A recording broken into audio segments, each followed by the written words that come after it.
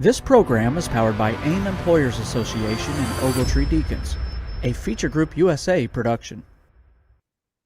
Hello, everybody. I'm Phil Brandt, President and CEO of AIM Employers Association. And according to a Future of Jobs report, 50% cite a lack of skills as a challenge holding organizations back from effectively adopting AI.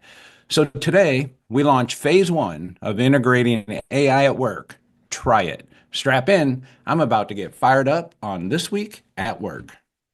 This Week at Work is the only show to pack workplace news, practical HR solutions, and timely insights into every 30-minute episode. The real danger isn't AI would do to you, it's what HR won't do with AI. This tech isn't just about speed, it's about strategy. The phase one is let's use it. Then phase two is understanding how it can be used by your organization. And that would be where you create your own chatbot. Phase three is getting something to do transactions for you. Go over here and get this information and do X with it. These types of things are very useful that can help small teams perform faster and better. Download today's key takeaways and spark change in your workplace. All this and more on This Week at Work.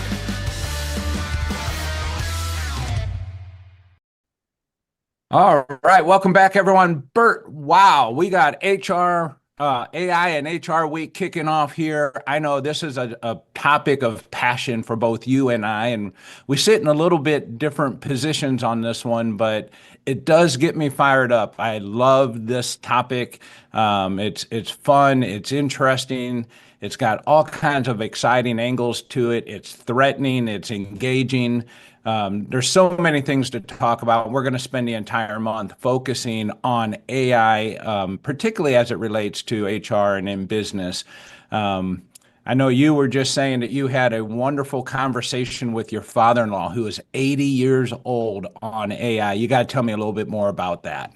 Yeah, so he just had his 80th birthday 2 days ago, actually 3 days ago now on Monday, and he and I just had a great conversation about AI. He's tremendously sharp, and actually the conversation started out talking about immigration and then led into AI and just the future prospects of work in America and elsewhere.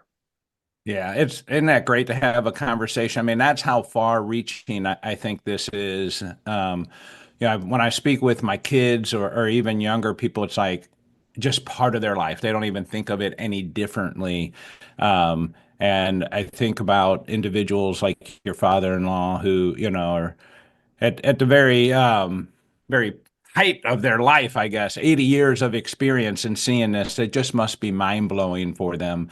But as we talk about it here, we get excited about AI here at AIM, and I don't know how the law firm is using it, but we're using it in lots of ways and exploring ways to help our members with it. And next week, Bert, we are going to introduce AI to all of our members and the HR community, something we've been working on for a little bit of time here. And I think it's going to be a really helpful tool that we're going to give to everyone. It will not be a member-only tool. It will be something that every HR professional or business leader can use. And it's a little bit of our way of giving back and maybe leading the way to build some confidence and trust in what we do with AI. And that's my teaser. I'm not going to tell you any more about it, but we will launch that next week on the program. So I hope everyone joins back to learn a little bit more about that. Bert, what was the first way you started using AI? I started using AI a little bit to streamline letters. Try to make them a little bit more succinct, or maybe depending on the situation, making the letter a little less argumentative or a little more empathetic. Soften it a little bit. Yeah. That was how I dipped my toe in. And that's what we suggest to people is like, just try it, right? Yep. And there's still more people that I talk to who have not tried it Yeah. than have tried it. And I think that's interesting to me because this is now not a new tool. And for people that have tried it, they realize how few limits there actually are with it. I know when I started using it, it was the same thing. Write a letter, help me rewrite this email, make it a Yep. little bit more empathetic, help me make Exactly. this a little bit more positive. I'm not always the best at being complimentary. I Yep. can say, hey, well done, but I can't expand beyond that. And Right. I can find ways to leverage AI in helping me write more of what my intent or emotion is. And that has been really helpful. And that's kind So, of where I started with it as well. am I I hearing use it. that correctly? That the two of you have actually, to get more in touch with your emotions and your humanity, you've reached out to AI to help you with that? Okay. Okay. Yes. You heard I it think correctly. it's probably more correct than not, Yeah. Nick. But you just do some programming back there, will you? And stay out of the program here. All right. Anyhow, That's the empathy that we like, Phil. That's what that's we know it. you That's it right there. know and love you for. That as long as you know me, you understand it. Anyway, but then for me, Bert, then it became really clear that man, there is a really powerful tool here. And I know there's a lot of things that are happening in the media as it relates to AI. And I think these are going to be some of the growing pains that we're going to experience while we go through it. But once I started using it for that, I use it today for almost all things that I do that I might use the internet for. So I start with Chat GPT long before I start with Google now. Do you do that at all? I usually still start with Google. I have gotten reliant on the if you use like Microsoft Edge as your browser, there's an integrated tool that brings up AI Yep. results at the top, and so yeah, I still use Google quite a bit, but I do like those AI results that get returned. Yeah, it's I find that all the things that I get curious about, I now use Chat GPT. I was out in the yard the other day and I had some weeds that I hadn't seen before in my yard, and I didn't know what they were. I took a picture of it and sent it into Chat GPT, and then it told me exactly what they were, what to buy, what it recommended to treat, when to put it down.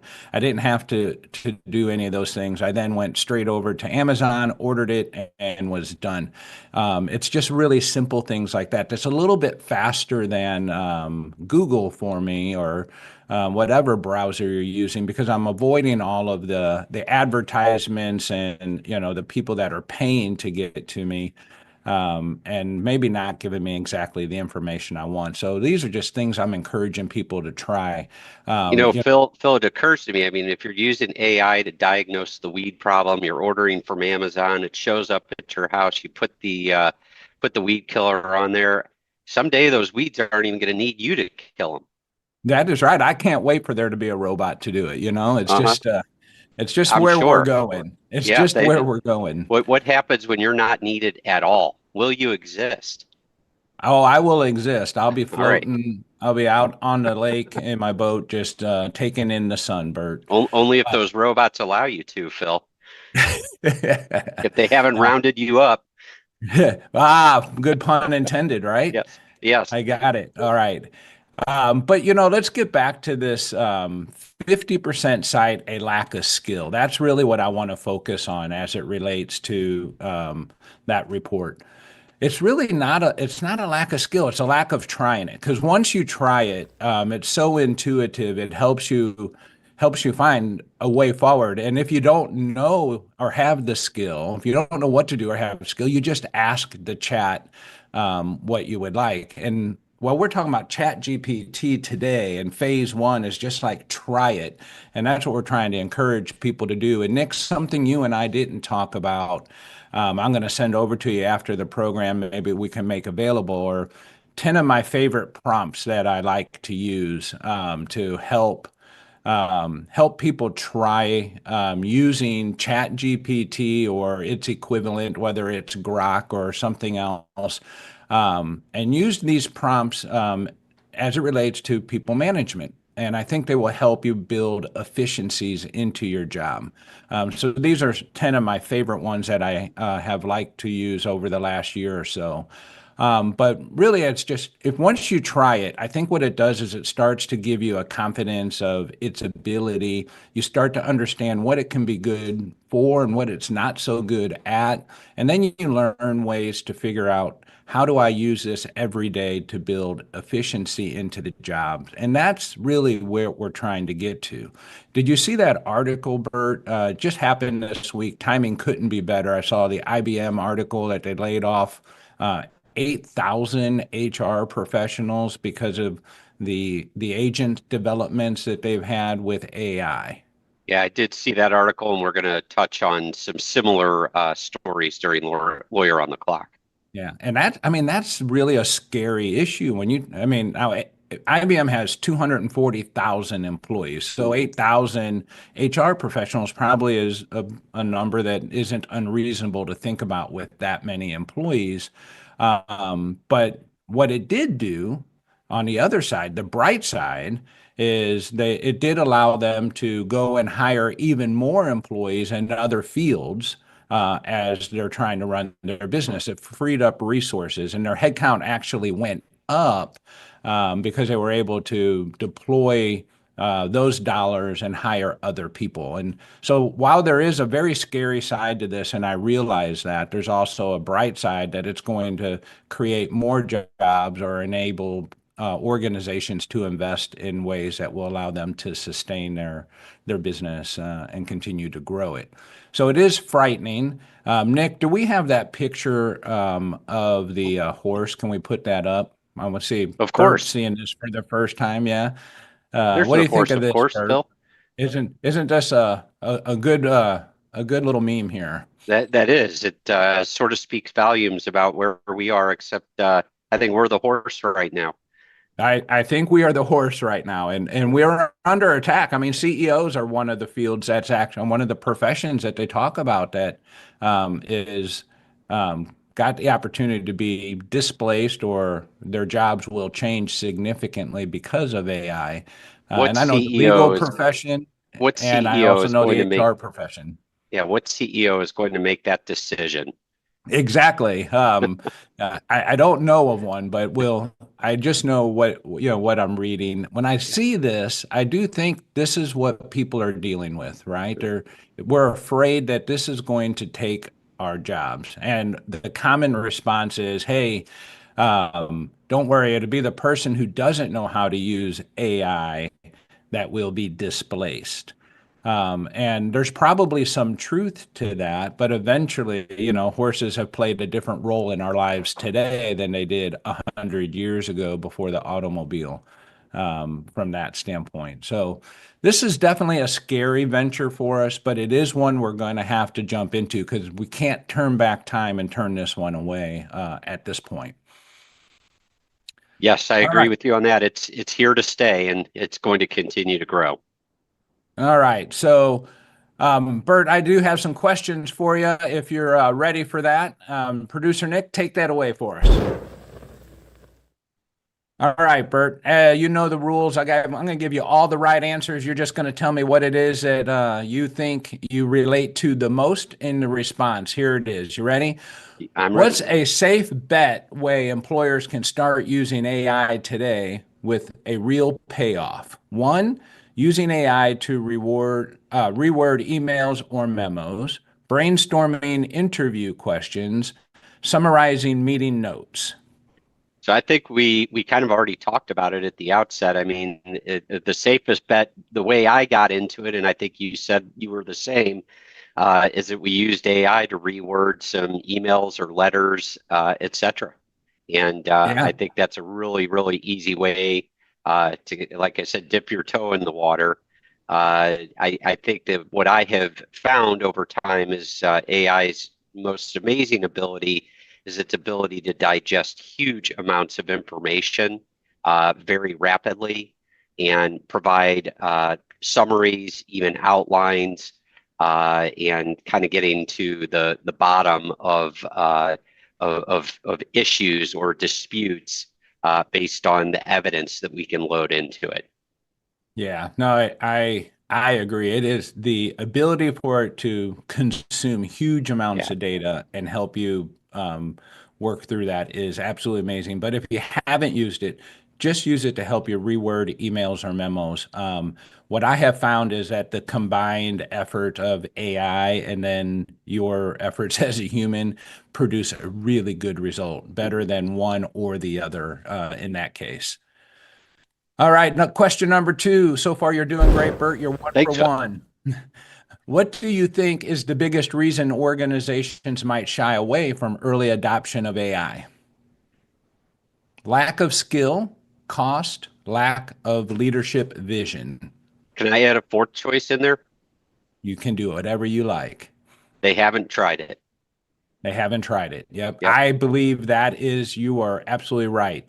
But the reason cited in the article was lack of skill, cost, and lack of leadership vision. But I do think maybe that's a lack of skill, but it is just an element of trying it. Because once you try it, you see the power of it and you start to use it all the time. I would phrase it as just a simple lack of understanding, which I think is different than skill. They just haven't tried it. They just don't understand what it is and haven't had any experience with it, and so they just aren't adopting it. I agree. I do think it's a lack of understanding. I know in our meetings and our roundtables, we've been talking about this for quite a while now, over a year, and watching the evolution of our members go from what is that? I don't know how to use that, to coming in and then sharing all the exciting ways that they're using it to improve their business and help them as professionals be better is really exciting to see. And it all started with a discussion of how do I do it? What is it? To wow, look at how I'm using it now. It's really impressive to see. Yeah. All right, question number 3. If phase 1 is try it, how do you know you're ready for phase 2? So here's your response. Here's some responses for you. You're starting to think, how can my whole team use this? You're repeating the same prompts or processes often. Leaders are asking, can we use this for, and fill in the blank. Yeah, I think that's an interesting question. I think I'm probably of the mindset of number 3. People are asking, can we use this for whatever? Let's try it. Let's see if we can use it for whatever. Yeah, I think once you get to phase 2, right? So this first phase that we're talking about is just try it, get familiar with it, start to get comfortable with some of the limits of how you can use it, when you need to fact check it yourself, which I find to be less and less often.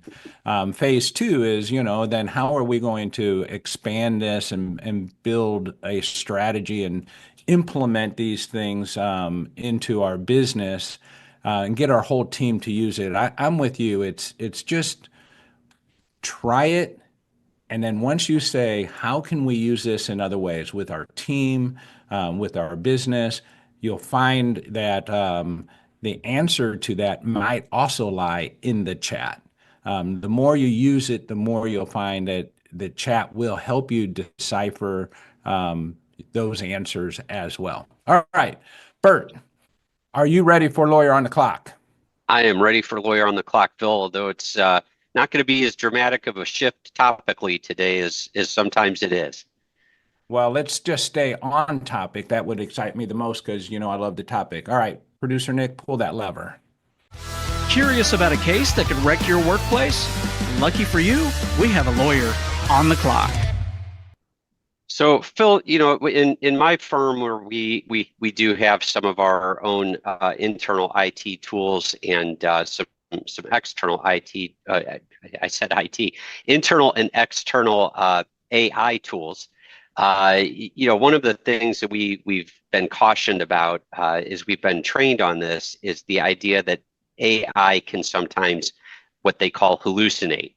and especially with respect to court cases, making up court cases, providing a citation. I've used the example on the program before that AI once returned a beautiful, perfect case for me on the issue of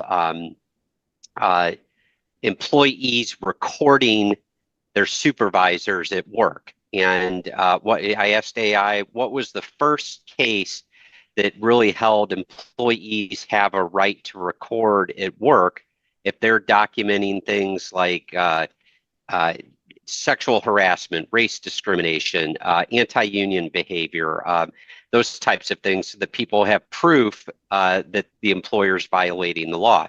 And the AI returned a great case on it, and luckily I decided to site check the case. It did come back as a real case with a real name, with a real case number out of the state of California.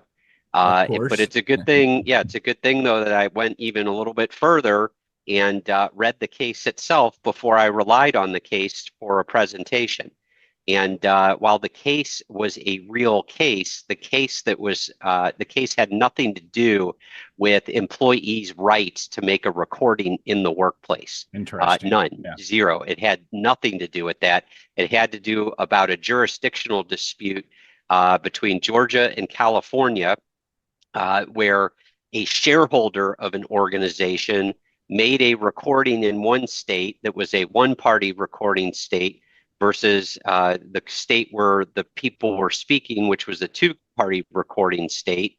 And the shareholder of the organization made that recording. And it really, the case had literally to do with the jurisdictional dispute as to which state's law applied, not even really addressing the issue of the propriety of the recording in and of itself. And it certainly wasn't an employee, it was a shareholder. And there was really nothing analogous in the case at all. Again, you should have seen the result that AI returned. So you have to be really careful with it. And I think we've seen an example this week with Grok, which is Elon Musk's AI chatbot. It was taken offline yesterday for a period of time after it had what many have referred to as an anti-Semitic outburst and also a lewd and sexually offensive outburst. And specifically what happened was Grok described itself as a, get this term, Phil, quote unquote, a mecha Hitler, MECHAHITLER, a mecha Hitler, like a mechanical Hitler. Praised Adolf Hitler, suggested that Hitler would be the best person to combat anti-white hatred. Also it produced a violent rape narrative and insulted Turkish and Polish leaders.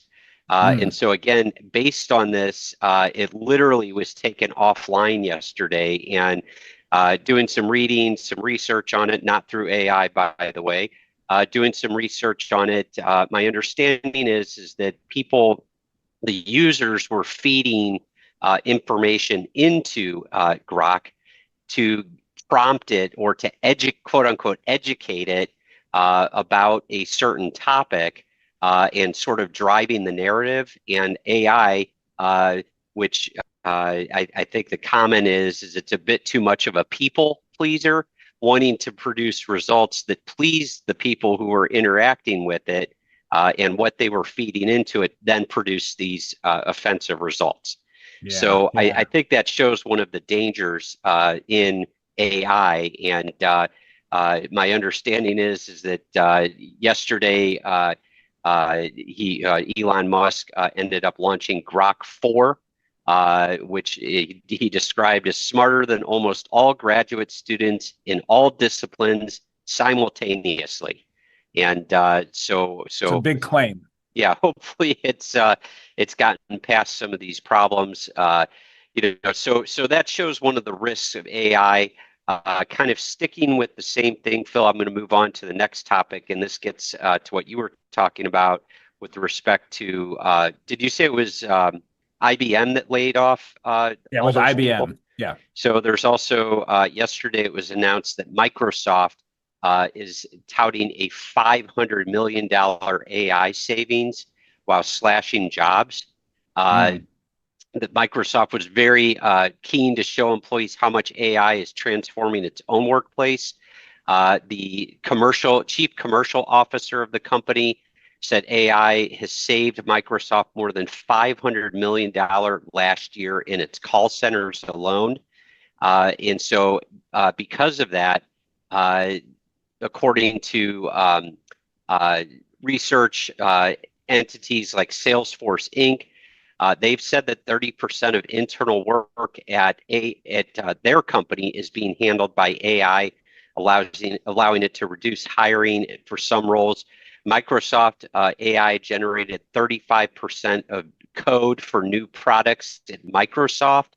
And so there's just a tremendous amount of this. And, obviously, Microsoft announced cuts of about 15,000 employees so far this year, with a wave of layoffs really this most recent wave hitting targeting customer-facing roles like sales. Wow. Both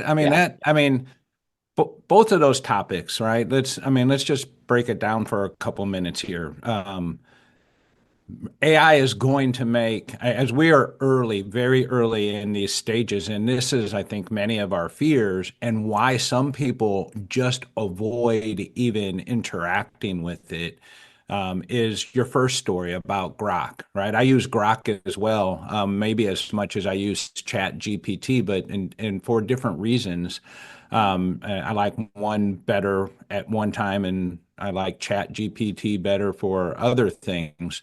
But when you hear stories like that, it's frightening when you think about some of the bad side, the downside to it. And then you hear stories about job replacement, and that is, I'm not for replacing jobs. That is not ever what I'm about. Anyone ever losing their job, it's horrible when that happens.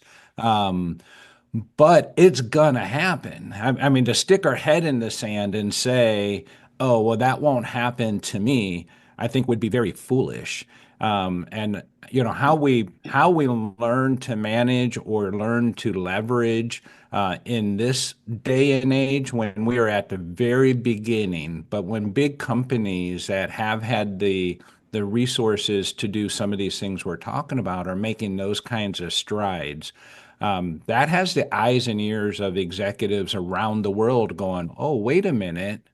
What should I be doing that I'm not thinking about today?" And that's where I think our listeners, also anyone that isn't tried it, and that's the theme of today is try it.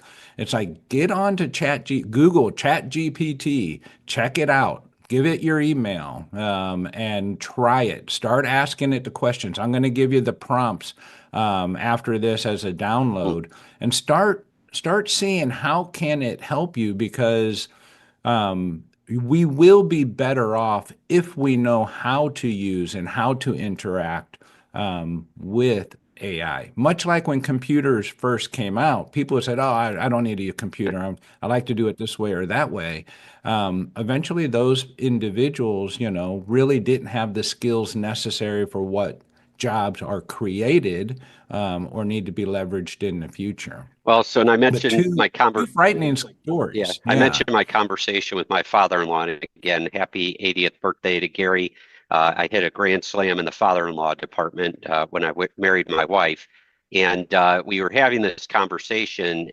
We were talking about immigration and what's going on with deportations in this country, and he's of the mindset that we need a larger workforce in this country. And so I then said to him, well, what do you think about AI, and that people are going to be getting displaced? And then we, of course, got into this discussion about, well, the people who are going to get displaced by AI, they're of a different skill set than the people who are coming into the country, taking some of these lower level jobs.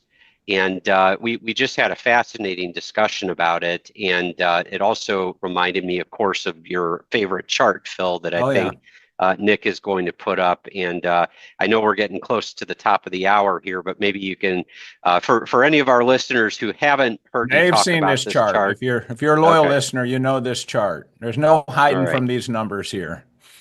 So in 10 seconds, what is this chart showing? This chart is really, it's just showing that we have a flat population within the United States. And as we have a growing economy and we want to be adding jobs, we got to ask ourselves, where are the people going to come from?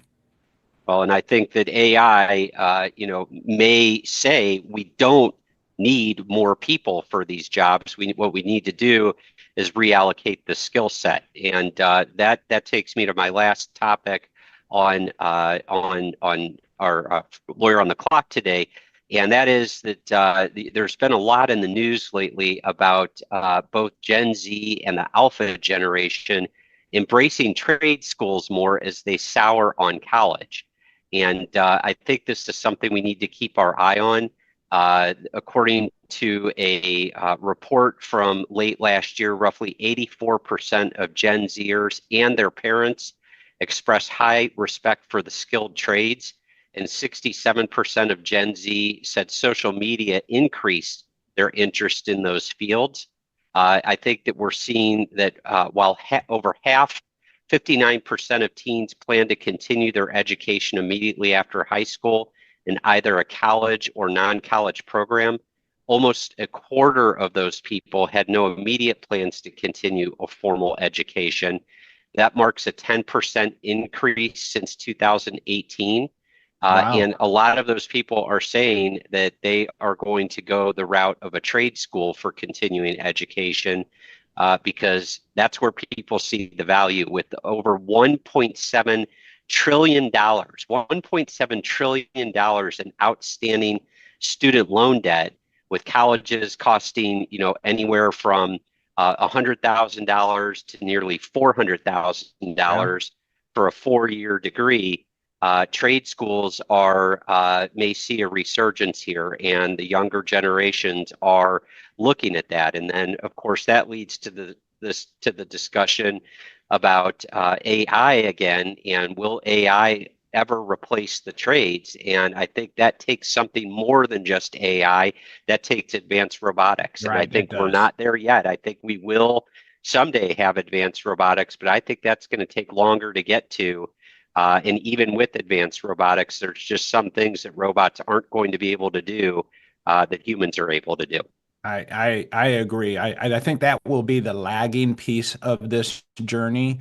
But when we say lagging, I don't think I'm referring to what we would traditionally think in the business sense and normal evolution cycle of lagging. I think lagging we will start to see that within a few years.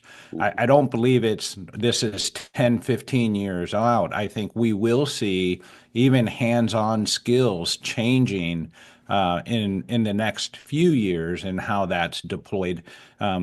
Whether we're right or wrong in the time sequence, it's there, it's in front of us. What I want to get back to real quick, if you have one more moment, Sure. Bert, is yes, Gen Z, Alpha, trade schools, learning these skills. But let's get back to the 8,000 workers or the 14,000 workers that were laid off. What those individuals, right? These are people in prime earning years Yeah. and already have selected a profession, already went to school to learn, already took on the debt. Maybe they're paying it off. Maybe they paid it off. Maybe they did it as they went, paid it as they went. But those individuals were in professions that their companies have displaced. So the way the story normally goes is, oh, I go look for another customer service job. Mm-hmm. And then I get laid off again. And before you know it, I've been laid off a couple of times, and there aren't any customer service jobs for me to go to. Or even in the HR profession, I hate saying it, I love it. It's the profession I grew up in. If the profession is going to shrink and not expand, what are we going to do to build the skills so that we can stay marketable and continue to earn a living? Well, I think And that's that's really important for people to be thinking about is not to find themselves on the sidelines, and that is going to affect the white collar side of what we do before it affects the blue collar, or what we think of as, the working class in that. Well, I agree with you, and I think that's the conundrum that we're in. And I think that chart that you've really been focusing on, we really do need to figure out. We need to reallocate where the skill set is going to be. Yep. I'm not so sure that we're going to have such a shortfall in employees. I think that we may have a shortfall in employees where they're needed. And that's or the skill. Yeah, we may have the number of people, we may not have the skill within the people. Exactly. As we're seeing these layoffs in these more white collar fields, I think some of these younger folks in these younger generations that are perhaps focusing on the idea of trade schools, there's something to it. Yeah, absolutely. I'm going to have to go out and learn a new skill. I can see that on the horizon, Bert. All right. Well, that I think wraps up phase 1, which is try it. Next week, we are going to talk about phase 2, which is align it, as we continue our journey on AI Week. Download our Ready, Aim, Fire cheat sheet that you can see there by simply clicking on the question mark icon. Producer Nick, can I turn it over to you, and let's say goodbye to Lawyer on the Clock and all of our guests. Level up your HR game with an AIM Employers Association membership. Get 24/7 expert support, exclusive training, and a network of peers. Join thousands of HR leaders building better organizations. Call AIM at 800-948-5700 or visit AIMEA.org today to learn about becoming a member.